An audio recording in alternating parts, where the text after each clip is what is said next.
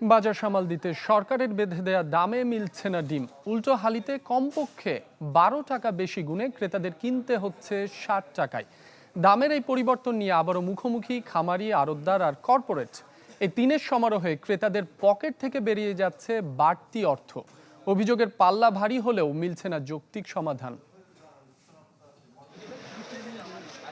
নিয়ন্ত্রণ করা যাচ্ছে না আমিষের উৎস ডিমের দাম। যত পদক্ষেপে নেয় হোক না কেন, বাজারে নেই এর প্রভাব।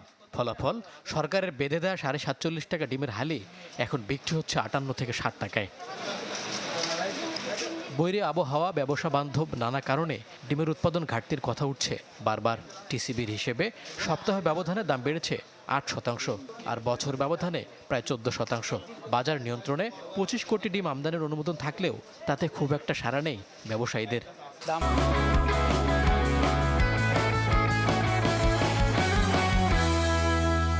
অনেক বাড়তি ডিম সংকট দেখা যাচ্ছে।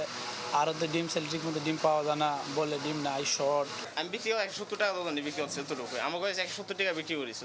এক এক সময় এক এক ধরনের রেট হইতেছে কেন, বা এটা মনিটরিংয়ের কোনো অভাব কিনা, বা এখানে আরও নজর দেওয়া যায় কিনা।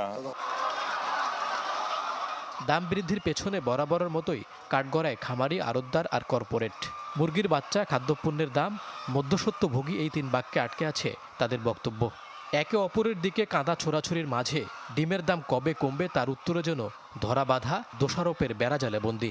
একটা সমস্যা আমাদের উৎপাদন খরচ দ্বিগুণ, আরেকটা সমস্যা যে আড়তদারের উপরে নির্ভর করে আমাদের ডিমের দামটা আমার উদ্যোক্তাদের পেতে হয়। অতএব যখন সিন্ডিকেট চাইবে ডিমের দাম বাড়াচ্ছে, তখন আমরা ভালো দাম পাচ্ছি। যখন সিন্ডিকেট চাইবে যে তারা দাম কমাবে এবং মজুত করবে ডিম, তখন আমরা নিঃস্ব হয়ে যাচ্ছে। আর কবে এ ত্রিমুখী যন্ত্রণা থেকে মুক্তি পেয়ে স্বাভাবিক দামে ডিম কিনতে পারবে সাধারণ মানুষ, উত্তর দেওয়ারও যেন কেউ নেই। মইনুল হাসান, চ্যানেল 24, ঢাকা।